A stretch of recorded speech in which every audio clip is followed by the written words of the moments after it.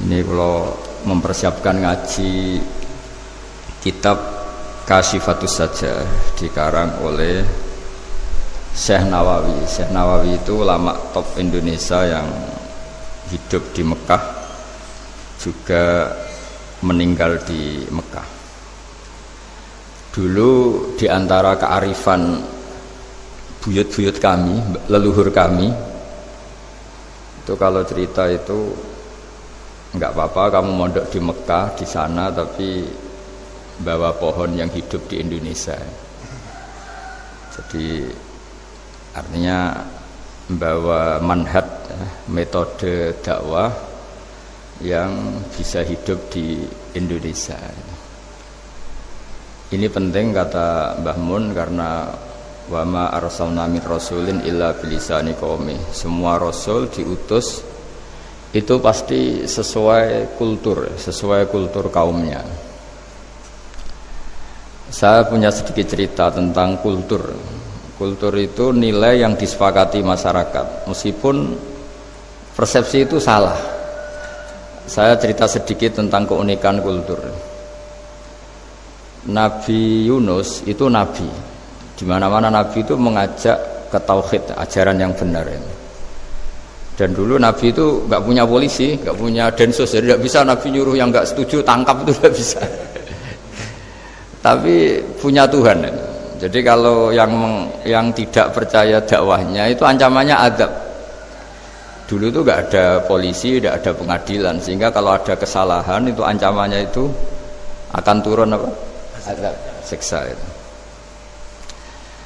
Sekarang kan kalau kita jadi pemimpin kan agak enak itu, punya keamanan, punya macam-macam lah. Singkat cerita, sudah dakwah sekian tahun itu umatnya agak percaya kalau beliau seorang nabi, bahwa ajaran tauhid itu benar. Akhirnya cerita ini terkenal sekali, mungkin beberapa terputus ya, tapi terputus cerita ini saya ceritakan secara lengkap. Terus beliau cerita, ini waktu sudah lama saya dakwah, sudah lama saya sosialisasi itu tentang kebenaran, Anda tetap nggak iman ini. Ini 3 hari lagi pasti ada adab. 3 hari ada adab itu delalah masyarakatnya tuh kepikiran. Jangan-jangan iya itu. Nah, ketika jangan-jangan iya itu diintip, rumahnya Nabi Yunus itu diintip, ya agak aneh itu. Diintip adalah orangnya nggak ada itu. Kalau Quran bahasakan abaqo itu minggat itu pergi nggak pamit ya. Itu bahasanya abaqo itu minggat, meskipun kita tidak mungkin membahasakan Nabi itu minggat, tapi dibahasakan tindakan kan tidak mungkin karena nggak pamit itu. Jadi harus dibahasakan minggat itu. Quran sendiri bahasakan abaqo. Nah, cara berpikir masyarakat gini, kalau kampung ini mau dibalik sama Allah, mau ada adab, logikanya yang tahu akan ada adab itu pasti sudah pergi. Padahal Nabi Yunus pergi ini bukan karena takut adab, mangkel. Sengiyai suwi gagal seminggat ya kan gitu. Jadi ada kiai minggat itu ya ada dalilnya, karena dulu itu kalau mangkel itu suami mangkel istri itu ya harus minggat, istri harus minggat. Dulu itu ya boleh, maksudnya boleh itu ya kalau darurat ya minggat sedikit lah, tidak apa-apa. Nah, Nabi Yunus itu minggat tadi, abaqo itu kalau dalam bahasa Arab pergi gak pamit ya. Kalau orang Jawa bilang minggat. Kalau itu sebenarnya saking mangkelnya, saking emosinya, beliau akhirnya meninggalkan kaumnya tanpa pamit. Tapi kaumnya itu menjadi tahu bahwa ini serius Yunus, buktinya dia agak berani di kampung, berarti mau ada betul itu. Dan efek positif dari teori itu, teori kultur tadi, kalau ada azab pasti dia pertama yang lari. Kayak dukun itu, kenapa kita tidak percaya dukun nomor itu? Itu kan paling yang minta nomor dulu ada SDSB itu, forecast itu kan paling salam templeknya kan 100.000, padahal dulu forecast itu berapa kalau menang? Kan miliaran ya, juta. Itu untuk kultur kita agak percaya dukun kan, ngapain ngumpulin uang 100.000, kalau dia tahu nomornya kan mendingan tombok sendiri gitu. Itu kan, jadi orang itu mesti punya teori umum untuk membenarkan sesuatu atau membohongkan itu. Akhirnya umatnya Nabi Yunus itu iman. Iman itu artinya percaya kalau ini tidak main-main. Buktinya Nabi Yunus gak berani di situ. Akhirnya mereka tobat. Saat itu juga mereka wiridan di lapangan, terus semua kesalahannya diselesaikan. Sampai ada rumah yang sudah dibangun permanen karena di tanah tetangga, dirobohkan saat itu juga. Bahkan ada batu yang dulu nyuri, satu dua batu yang dulu hasil nyuri, saat itu juga dirobohkan, dikembalikan sama punya. Wah, hari itu semua kedoliman diselesaikan. Ini penting saya utarakan, jadi tobat itu tidak hanya istighfar. Kalau istighfar ribet, tobatnya orang punya utang terus istighfar gitu kan ribet. Kan ribet itu. Ada punya utang terus minta maaf itu kan ribet itu kan. Harus diselesaikan itu.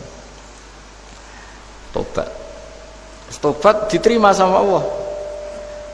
Batas akhir finish dari harusnya ada adab, misalnya Senin, Selasa, Rebu, harusnya Rebu itu sudah kena adab, ternyata Rebu itu tidak kena adab. Nabi Yunus sebetulnya juga penasaran kampungnya itu kena adab tidak, dilihat dari jauh ternyata tidak, tambah kecewa dia. Gitu. Wah, ini saya kalau pulang pasti dibunuh karena saya dianggap pembohong. Di masyarakat situ ada aturan siapa yang bohong dibunuh. Padahal Nabi Yunus mengumumkan nanti Rebu ada azab, kira-kira gitu lah. Ternyata Rebu itu tidak ada azab, makanya dia sudah di batas kampung kembali minggat lagi karena nanti pulang pasti dibunuh karena dia dianggap bohong. Ya akhirnya masyhur itu, terus dia ikut nelayan sekenanya, yang penting lari dari kampung, ikut nelayan sekenanya. Zaman itu, ini saya ulang lagi, zaman itu nanti ini efeknya nanti ke tauhid. Zaman itu para nelayan tuh kayak sepakat kalau ada kapal atau perahu kok mau tenggelam itu pasti ada yang minggat. Artinya minggat itu pergi tidak terhormat itu. Terus fasahama fakana minal mudkhadin. Nah dulu itu orang sudah punya peradaban, ini cerita kultur, sudah punya peradaban. Ya sekarang gini, kalau nyemplungkan salah satu kan tidak adil diundi. Ternyata yang keluar dia Nabi Yunus.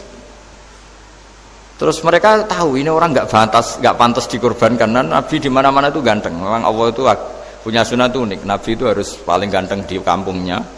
Nasabnya juga harus paling baik. Kabar-kabarnya juga istrinya harus paling cantik. Itu memang aturannya gitu. Nggak tahu saya. Dulu saya juga janggal. Kenapa Nabi aturannya harus gitu? Tak angen-angen di pemimpinnya elek ya isin itu maksudnya misalnya pemimpin dia pesak keriting itu kan piye gitu rasanya itu. Jadi Nabi itu pasti itu paling ganteng di kampungnya, terus dari nasab ya terbaik, terus rata-rata istrinya itu ya selain solihah itu ya paling cantik karena ya dibully kan, sopar tidak jadi Nabi bojone elek kan ya ribet. Kalau misalnya ada yang bully gitu kan juga ribet. Singkat cerita terus dia akhirnya ditenggelamkan, dibuang karena beliau seorang nabi. Faltaqamahul khut, beliau ditelan ya. Iltiqam itu tidak digigit, ditelan ya. Karena ditelan beliau tidak ngalami dikunyah, ditelan. Iltiqam itu ditelan karena beliau seorang nabi. Di dalam batnil khut itu di perut itu dia wiridan, dan barokahnya wiridan itu perut ikan ini menjadi masjid. Dia nyaman di situ, nyaman karena terus ngalami karomah lah. Andikan wali itu ngalamin karomah.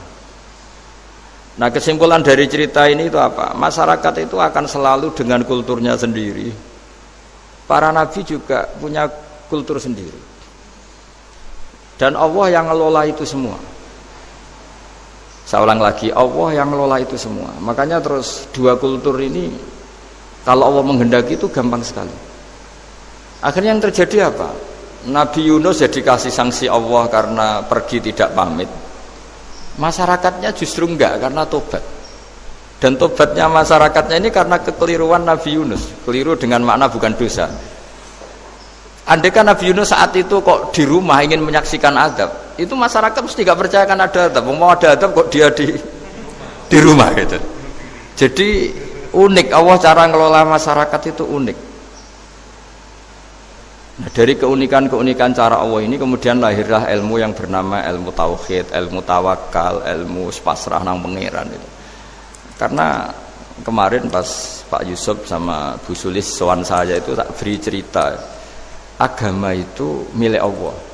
Sehingga teori yang dikatakan manusia itu ya teori saja, tetap semua itu di tangan Allah. Ya saya saat itu cerita, misalnya saya ditanya, ini besi, materi besi dengan kaca itu kuat mana? Mesti kita menjawab kuat besi. Tapi saya yang mengendalikan besi dan kaca. Ternyata saya punya merencanakan menghancurkan besi, menetapkan kaca ini tak simpan, akhirnya puluhan tahun. Yang ini saya rencanakan saya hancurkan itu. Andai kan si yang menjawab tadi tahu rencana saya, mesti kuat bilang kuat kaca. Gitu. Makanya contoh paling gampang tadi, dinosaurus itu hewan paling kuat malah musnah itu. Pitik yang nggak kuat sampai sekarang. Karena Allah bikin dinosaurus itu punya rencana dihancurkan itu. Sementara ayam enggak lah, rame-rame dunia gitu. Sehingga ya sudah. Nah, agama itu seperti itu. Agama itu sesuai rencana Tuhan. Sehingga ini cerita Nabi. Sehingga Nabi itu kadang nggak tahu bedanya antara sesuatu yang punya data, punya perangkat-perangkat untuk menuju A misalnya, itu nggak tahu bedanya. Jadi kalau Nabi ditanya misalnya gini, onta itu lahir dari betinanya, dari indukannya bisa? Ya bisa. Lahir dari batu, jawabnya ya bisa. Kalau dia seorang Nabi pasti jawab bisa. Kalau Nabi loh ya, bukan direktur mandiri, Nabi itu mesti jawabnya bisa.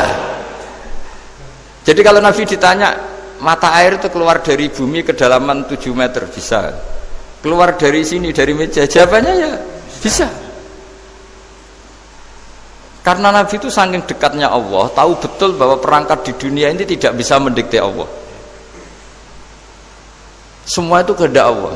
Logika yang terbangun Nabi itu sebenarnya gampang ya. Kalau kita teliti itu, hanya gampang itu sesuatu yang benar itu pasti bisa dijelaskan secara gampang. Nah ini ngaji tauhid biar tidak terlalu berteori terus. Karena kalau saya cerita uang pinter jenengan. Dan saya tidak ingin pinter tentang uang. Tak beri contoh. Nah ini supaya nanti kalau sampean suatu saat meninggal ketemu Mungkar Nakir itu tahu cara menghadapi. Nanti tak warai tekniknya itu. Tak warai tekniknya itu. Bocorannya. Bocorannya tadi. Makanya ada cerita agama ini baik sekali. Orang bocorkan ujian nasional itu kriminal, bisa ditangkap Pak Rosidi itu. Tapi agama ini pertanyaan Mungkar Nakir dibocorkan semua kiai, itu nggak ditangkap sama Mungkar Nakir.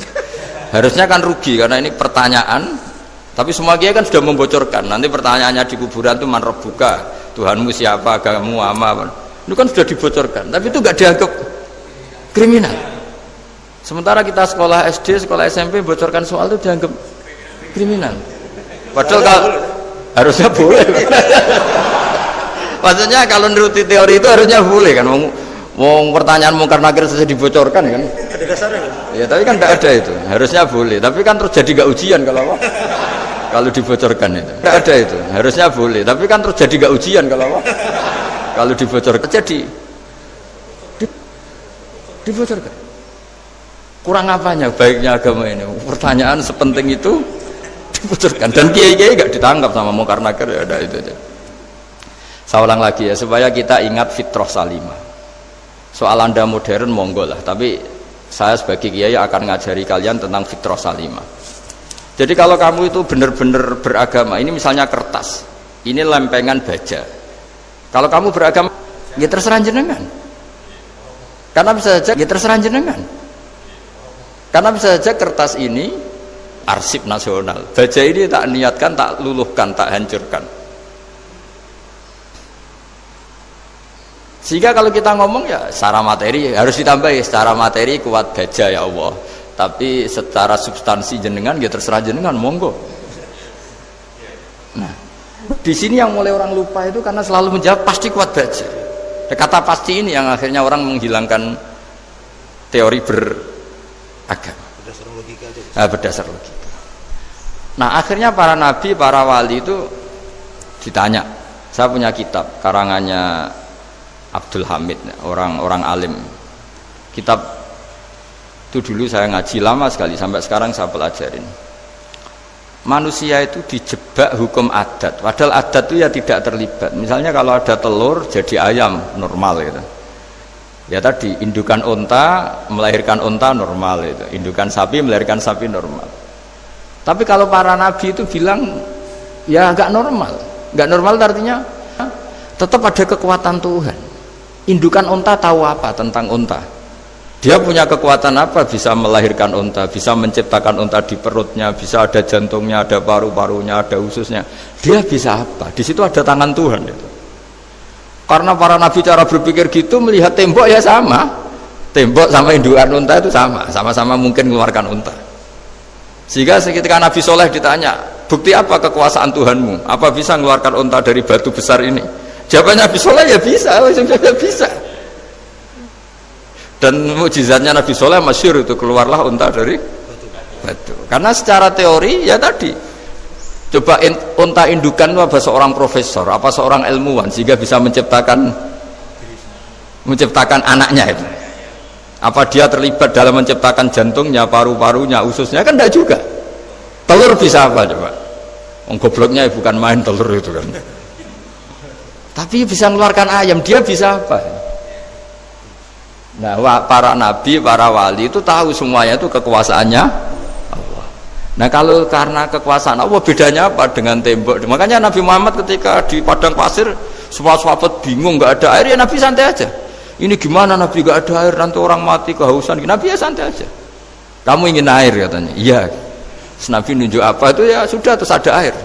Ada yang keluar dari jemarinya, ada. Karena Nabi itu nggak tahu bedanya antara ini mungkin dan tidak mungkin, tuh nggak tahunya itu ya semuanya itu Allah. Kalau kamu kan nggak, wah daerah gini nggak mungkin ada air.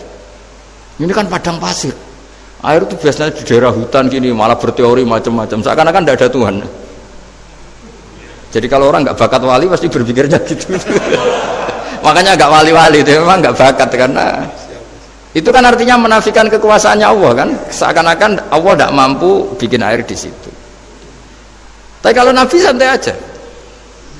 Makanya Nabi Ibrahim ketika mau dibakar ya santai aja. Menurut beliau api bisa apa?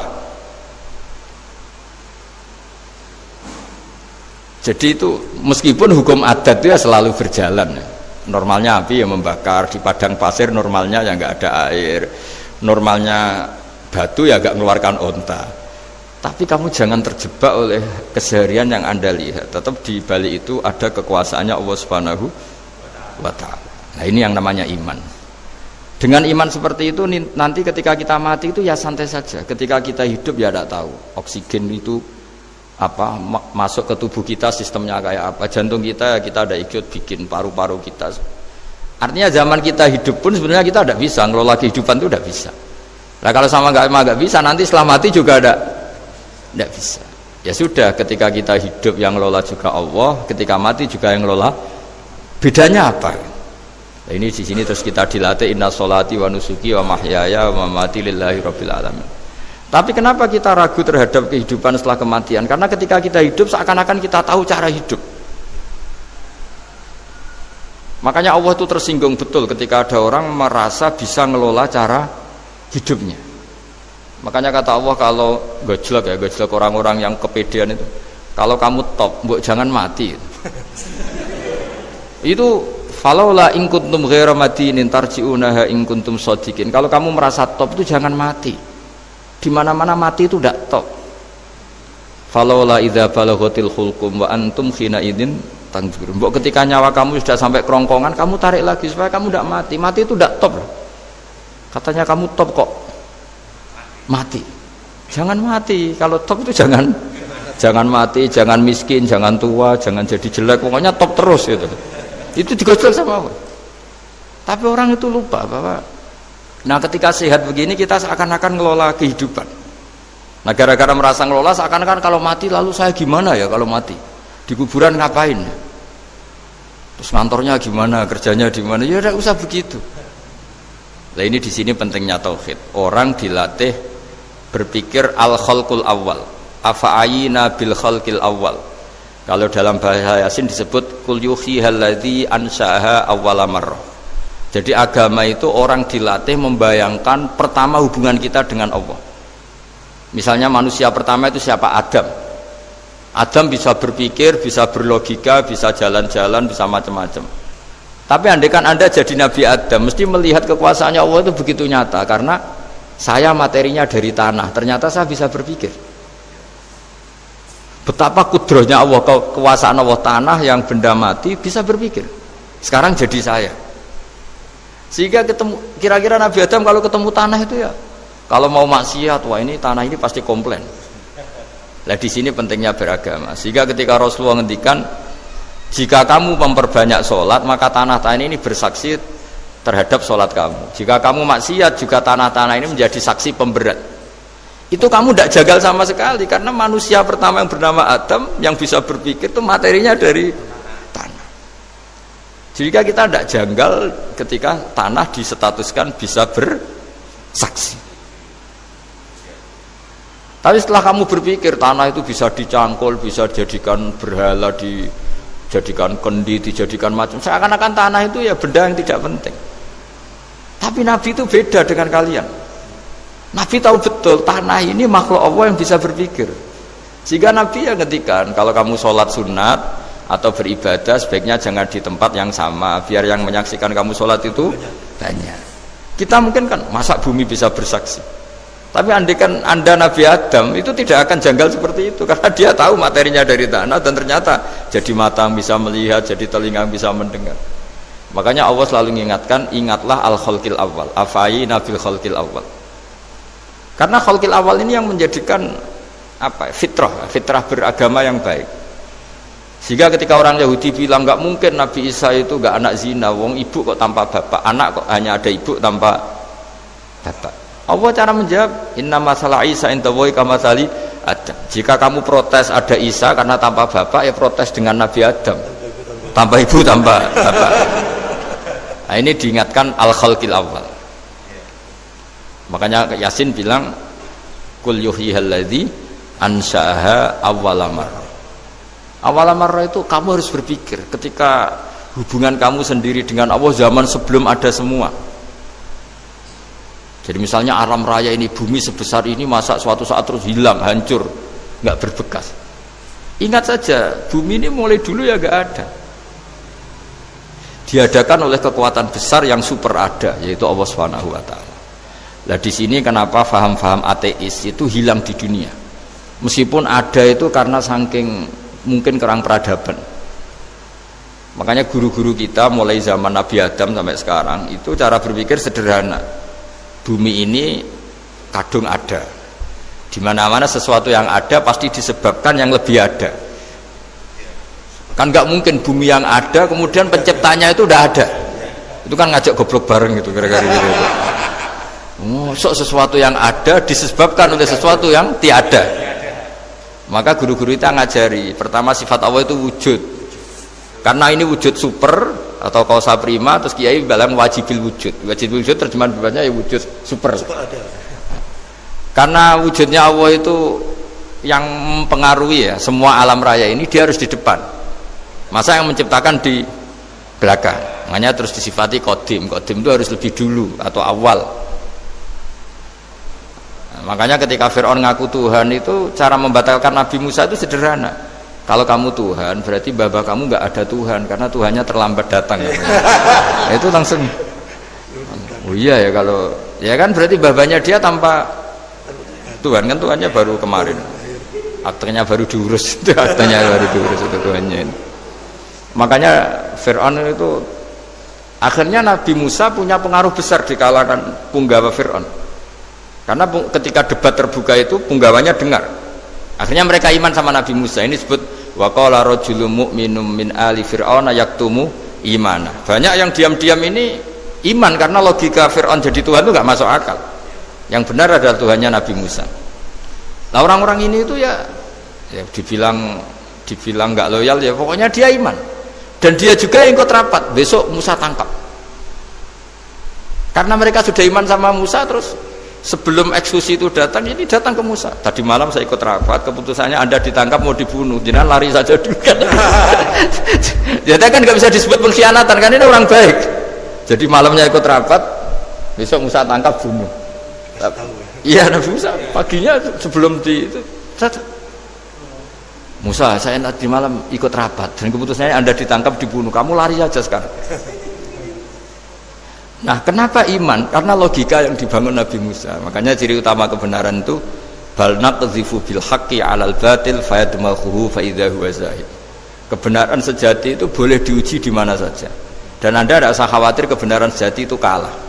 Pasti menang. Kalau kebenaran itu kebenaran sejati pasti menang. Ya, di sini terus ada ulama-ulama kayak banyak lah, termasuk di Indonesia kayak Pak Quraisy Shihab, kayak yang nyaman saja anak-anaknya di luar negeri karena merasa kebenaran sejati itu tidak akan kalah. Sehingga ketika ada negara yang begitu maju, saya pernah ditanya sama orang yang kuliah di Inggris, di Swiss, Gus, saya ini kan orang Indonesia tapi pengagum negara Swiss, Swedia, negara di sana itu makmur, terus tertib. Bagaimana saya tetap mencintai Islam yang secara lahir itu kadang-kadang beberapa negara Islam itu kacau. Ada seorang mahasiswa tanya gitu, dia tanya cara ingat Allah, ya membela Islam kira-kira gitu. Terus saya tak kasih tahu dia, ketika Anda muji negara-negara itu makmur, sejahtera, itu sebetulnya tetap utang jasa terbesar itu sama Tuhan. Pejabat bisa apa ketika Allah misalnya nggak bikin air? Negara bisa apa misalnya ketika Allah itu nggak bikin oksigen? Tetap semua ketertiban itu karena kehendak Allah. Berarti utang jasa kamu di negara manapun tetap sama Allah, bukan pada yang lain. Bahwa ada hukum sosial manusia, oke lah, kedua, ketiga, dia harus terima. Hanya dia sadar. Nah, masalahnya kita ketika di negara yang makmur gitu, pikiran kita, oh, presidennya hebat, menterinya hebat, tata sosialnya hebat. Oke, gak apa-apa, muji manusia itu gak apa-apa. Tapi tetap itu semua di bawah muji Allah Subhanahu wa Ta'ala. Ada air begini ciptaan Allah, ada oksigen sehat ciptaannya Allah. Sehingga muji pertama itu kepada apa artinya kehebatan manusia ketika ada gempa besar, ada likuifaksi, ada macam-macam. Nah, maksud saya ngaji di sini ingat Allah itu dengan cara seperti itu. Sehingga ketika kita hidup di negara manapun ya utang jasa pertama pikiran kita sama Allah Subhanahu wa Ta'ala. Tapi kalau enggak, kamu terjebak hukum adat tadi. Di mana-mana ayam itu yang mengeluarkan telur, telur mengeluarkan ayam, nggak bisa batu ini mengeluarkan ayam, keliru kamu. Ketika ayam mengeluarkan telur, memangnya ayam itu bisa? Apa dia berpikir sekolah dulu gimana ya cara punya telur? Kan tidak juga, tidak bergerak juga. Apa ketika mata kamu bisa melihat terus kamu merencanakan gimana ya mata supaya bisa melihat? Ya tahu-tahu sudah melihat. Nah, di sini disebut afa'ayina bil khalqil awal ansa'aha awalan marrah wa huwa alladhi yabda'ul khalqa tsumma yu'iduhu wa huwa ahwanu alaih. Allah selalu mengingatkan. Nah, iman yang baik itu iman yang seperti saya utarakan tadi. Kamu ingat kekuasaan Allah ketika belum ada apa-apa. Belum ada apa-apa ya Allah bikin manusia itu dari tanah, bikin ayam ya dari tanah, bikin sapi ya dari tanah. Bahkan semuanya dari ketiadaan. Nah, dengan iman seperti itu, nanti kalau kamu ngaji hadis, Nabi bisa mengeluarkan air dari apa? Dari jemarinya. Terus Nabi Ibrahim dibakar gak apa-apa. Nabi Soleh bisa mengeluarkan unta dari batu besar. Nabi Musa bisa menyibak laut hanya dengan tongkatnya. Itu semuanya kamu tidak jangka. Karena tadi ingat bahwa kekuasaan Allah itu tidak terbatas. Itu cara iman yang benar. Sehingga nanti ketika kita mati juga gitu.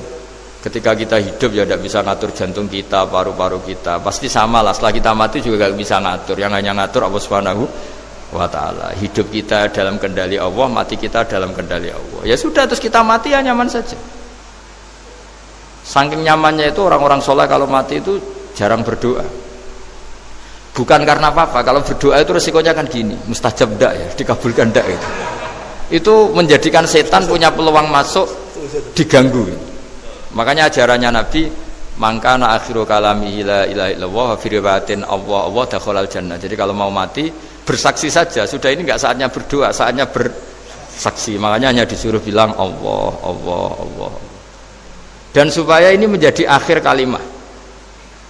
Sehingga nanti keren lah. Ketika ketemu Allah, apa akhir kalimat kamu yang kamu lafadzkan? Allah, Allah. Sehingga di kitab-kitab diterangkan, ketika orang tua kamu mau mati sudah bilang Allah, jangan tanya catatan hutang di mana ya, tabungannya di mana ya, terakhir jawab mandiri terus mati lah. Gak boleh ditanya lagi.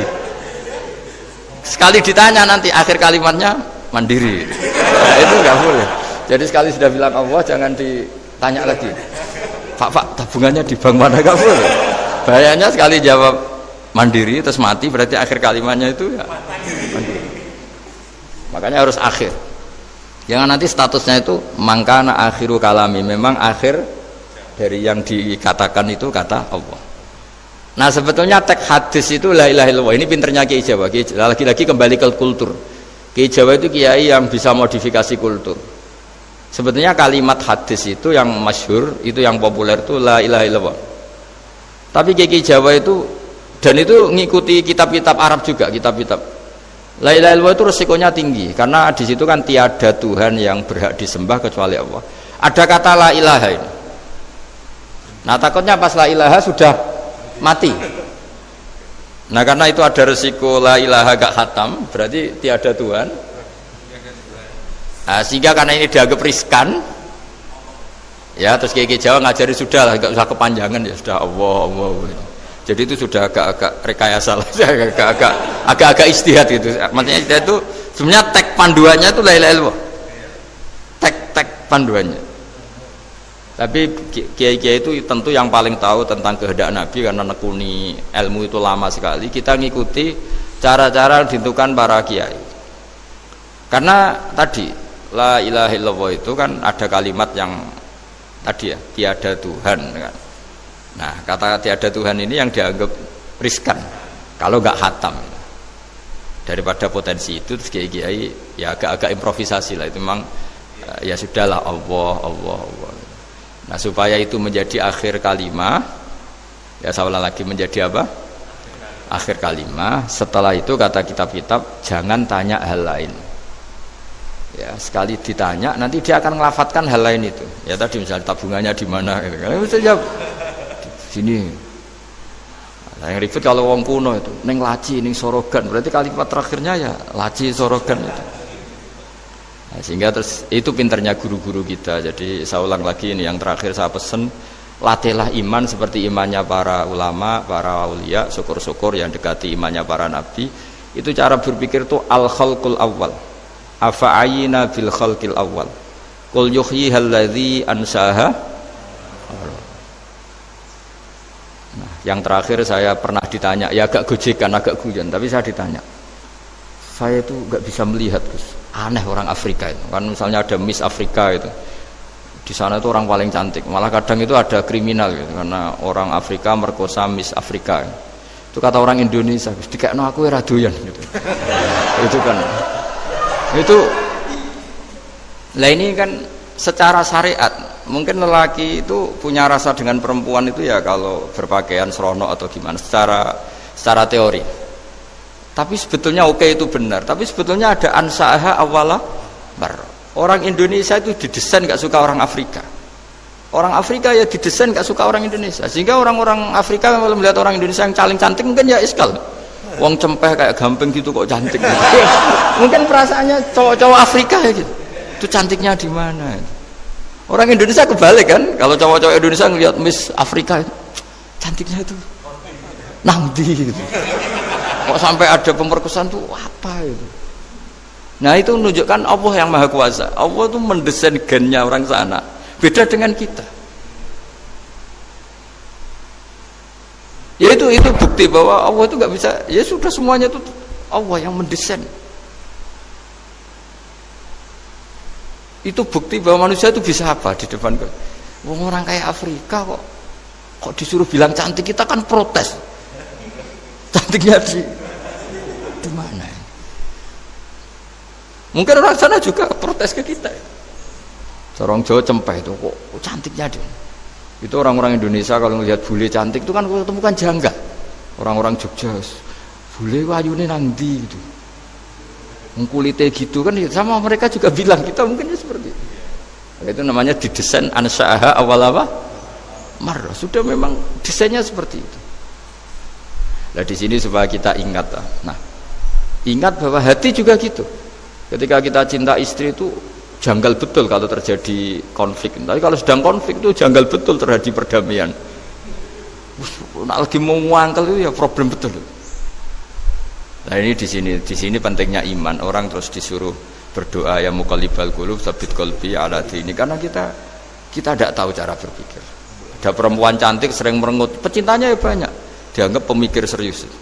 Tapi kalau baru gedeng namanya ya merengut, bukan pemikir. Orang senyum itu kita seneng gitu. Tapi kalau baru gak seneng, murahan guyu. Itu jadi manusia itu unik. Hanya sama, tapi cara nganalisis beda. Tinggal sedang seneng apa enggak. Lucu kan? Ada orang anteng di rumah itu kalau lagi seneng ya, oh itu anteng nggak banyak ngeluyur. Tapi baru gak seneng, seneng ngomah ya nganggur. Nah, itu kita tidak pernah tahu. Kita simpulkan apa itu tidak pernah tahu. Makanya wisata, pernah ada orang wisata datang ke sini tak nasihatin. Orang wisata itu kan seneng di kampung-kampung yang terbelakang gitu, melihat orang manusia pohon, melihat apa. Terus saya bilang, itu kan kasihan kan, masa manusia jadi objek. Bahkan bayangannya ya kalau mereka jadi modern jadi gak menarik kan.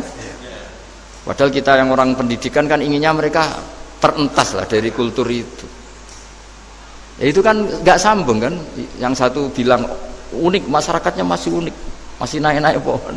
Tapi bagi orang pendidikan kan tersiksa kan, ini bangsa kita, warga kita kok masih seperti itu. Makanya orang wisata itu nasihati, kamu ke sana itu niat melihat apa niat mengentas? Kalau niat mengentas, tak jamin ada pahala. Bagus, mau niat mengentas katanya. Niatnya baru sekarang apa mulai dulu-dulu? Baru sekarang. Ya ini cerita dari manusia itu semudah itu, Pak. Nah, setelah kamu ngaji ini, kamu tidak akan janggal terhadap kenapa Nabi itu begitu santai. Ketika tadi makanan misalnya satu wadah itu cukup untuk orang 300. Sampai Jabir yang ngundang Nabi kan hanya kambing kecil, cukup orang 6. Ternyata Nabi ngajak orang 300 lebih. Tapi Nabi bilang ya sudah semuanya makan cukup. Kata-kata Nabi kan, zaman dulu belum ada beras, belum ada Allah itu bisa kok mengenyangkan malaikat tanpa makan gitu. Susahnya apa ngenyangkan manusianya dengan nasi sedikit itu ya Nabi ya santai aja, semuanya kenyang santai. Ya ini itu iman-iman yang sudah benar-benar awal amarah, sudah Allah tidak harus terdikte oleh nasi. Kalau nasi sedikit harus cukup orang sedikit, kalau banyak harus orang banyak. Allah tidak perlu kena aturan itu semua, tidak perlu. Saya ini Tuhan kata kok kamu atur itu gimana, tidak bisa. Ya Pak Bakar hanya ngaji ini insya Allah Anda setelah baca mukjizat keramat itu tidak istilah. Ya saya kira demikian. Assalamualaikum warahmatullahi wabarakatuh. Waalaikumsalam warahmatullahi wabarakatuh. Terima kasih sekali Gus Baha atas tausiahnya. Terinfo dari panitia ada ratusan pertanyaan Gus. Tapi ya sudah ditulis panitia 2 pertanyaan ya Gus. Wah banyak betul. 2 Gus. Baik, saya bacakan langsung 2 atau satu Gus? Langsung 2 aja. Baik, pertanyaan pertama dari Pak Andi, perwakilan dari Blora Gus. Perkembangan sekarang ini banyak penceramah yang muncul, namun terkadang terjadi perbedaan pendapat di antara mereka, sehingga umat yang baru belajar agama seperti kaum milenial menjadi bingung harus mengikuti pendapat ulama yang mana. Bagaimana menyikapi hal tersebut Gus?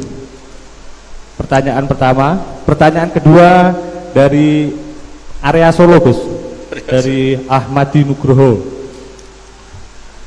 Bagaimana cara kita berbakti kepada orang tua yang sudah meninggal, di mana semasa hidup orang tua kita pernah meninggalkan sholat?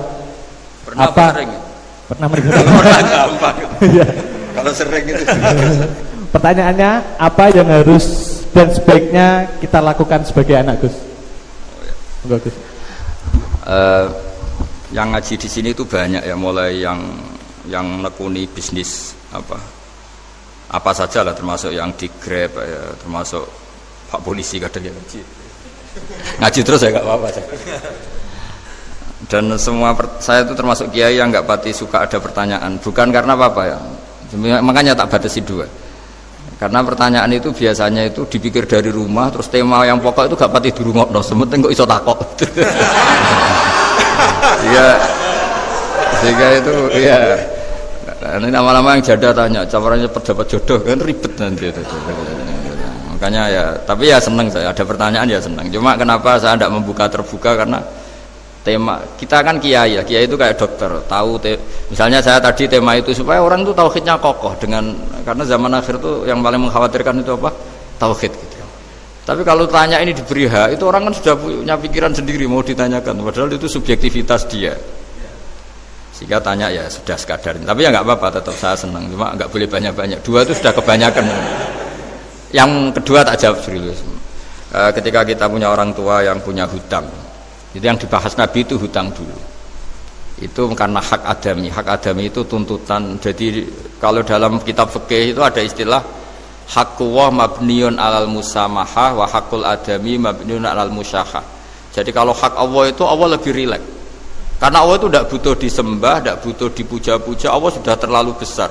Al-Qayyum sudah besar sendiri. Sehingga Allah itu mudah ngabaikan haknya itu mudah. Tapi kalau hak adami bawaan manusia itu kalau hartanya dibawa orang itu ingat terus. Sehingga harus diselesaikan. Maka Nabi kalau mau mensolatkan jenazah tanya punya utang enggak. Tapi kalau orang itu misalnya enggak sholat atau apa itu Nabi masih ringan. Yang ditanyakan imannya.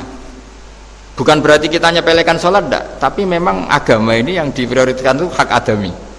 Sholat itu super penting, bukan penting lagi super penting. Makanya pertanyaan tadi tak teruskan dulu. Anak cucunya itu prioritas itu mikir utang dulu. Karena ini yang hak adami gitu ya. Nah setelah utang itu selesai baru dipikirkan menurut sebagian ulama anak ini boleh mengkodoi sholat yang ditinggalkan orang tuanya atau dikafaroi, misalnya per sholat nilainya sekian terus dibayarkan ke fakir miskin. Nah, tapi pertanyaan seperti ini sepertinya mengganggu itu begini, takutnya jadi masif itu gini, berhubung ada solusinya. Ini yang tanya orang mana tadi itu? Solo, ini orang Solo ini harus dikasih tahu. Berhubung ada solusinya, jangan-jangan kita yang kaya. Misalnya Pak Yusuf atau Bu Sulis kaya, tuh nak punya tabungan, nak saya ada usah sholat ya, nanti gampang. Karena per sholatnya kan nilainya hanya sekian gitu. Umur saya kan paling tinggal berapa, itu cukup lah apa? Iya cukup untuk mengganti, itu kan ribet. Makanya solusi itu ya kadang tidak baik gitu. Karena nanti dipakai saya naik dewi gitu.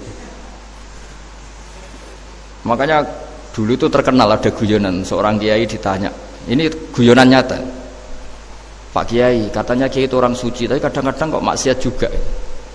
Si Kiai ini jawabnya ngawur sekali, justru yang boleh maksiat tuh Kiai, kamu nggak boleh. Terus kenapa Pak Kiai? Dia tahu caranya tobat, kamu nggak tahu. Kacau kan? Jadi yang melanggar hukum itu kan yang pakar hukum, tahu itu,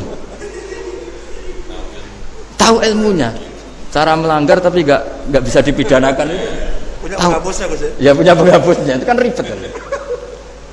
Artinya gini ya, yang orang Solo tadi, kalau kadung terjadi orang tua kita tidak sholat, saya ulang, kalau kadung terjadi orang tua kita tidak sholat atau pernah meninggalkan sholat, kita sebagai kiai itu punya cara supaya yang untung tuh fakir miskin. Misalnya kita fatwa dikasih fidyah atau fida atau apa, tapi ini bukan cara yang jadi solusi, karena takutnya nanti jadi gerakan masif tadi, gerakan tidak usah sholat diganti, ya itu kan ceribet jadi. Tapi kalau sampai ingin berbuat baik sama orang tua yang nggak pernah sholat, saran saya satu, hak adaminya selesaikan dulu, karena memang dalam syariat Islam nomor 1 itu hak. Masyhur itu kan ketika ada jenazah Nabi itu gak tanya orang itu sholat gak, dan tanya kan punya utang gak gitu. Sehingga kalau di kampung-kampung di mana-mana kalau ngelepas jenazah kan kalau ada hak adami diambil alih keluarga supaya mayit ini ketemu Allah tanpa ada hak adami kan gitu, semuanya kan ya kan yang diselesaikan kan adami dulu, utang piutang itu tadi. Ya gitu ya, jadi tidak semua solusi itu baik karena takutnya tadi apa? Jadi gerakan tadi. Makanya kita jadi kiai sering bingung gitu loh, karena mau gak fatwa itu ada yang tanya, mau fatwa takutnya tadi. Misalnya kita kan paling umurnya tinggal berapa, dihitung saja per sholat, terus bilang ke anaknya, nak saya tidak usah sholat, nanti ini aja bayarkan. Kan jadi ribet. Nah, yang pertanyaan pertama tadi tentang apa? Yang banyaknya itu penceramah. Menceramah. Itu agak provokatif. Beda itu ada 2, beda karena bodoh, nah, itu memang harus kita tinggalkan. Yang beda karena bodoh, ada beda karena rumus ilmu. Itu harus kita hormati. Saya punya sekian bukti beda ya kalau karena bodoh tentu kita tinggalkan. Tapi kalau karena rumus ilmu yang beda, misalnya gini. Saya kiai yang lama di kota. Saya kan lama kerja di Jogja. Mungkin perasaannya orang kota itu kalau ketemu tetangga, misalnya saya kiai. Udahlah kalau ketemu tetangga itu gak usah tanya. Ya kalau ketemu biasa aja, tidak usah tanya, tidak usah ramah, biasa aja. Itu mungkin bagus nasihat itu di kota, karena kalau di kota itu ketemu tonggo takok badhe tempundi mau kemana itu ganggu privasi. Sehingga bagian dari kebaikan baik sama tetangga ya jangan tanya, karena itu ganggu apa? Privasi. Tapi kalau di kampung dianggap sombong kan nggak tanya. Nah hal-hal seperti ini itu perbedaan karena ilmu. Memang di kota kulturnya seperti itu, di kampung seperti ini. Nah itu bukan perbedaan karena kondisi muqtadul hal. Memang kondisinya berbeda. Ya kondisinya apa? Berbeda. Misalnya saya sebagai kiai kan bayangkan kiai itu suka lah ngaji ibadah. Terus kamu karena orang kota sukanya pizza terus Gus kesini Gus ayo naik makan pizza bareng kan saya malah terganggu. Kamu niatnya hormat tapi ganggu karena nah.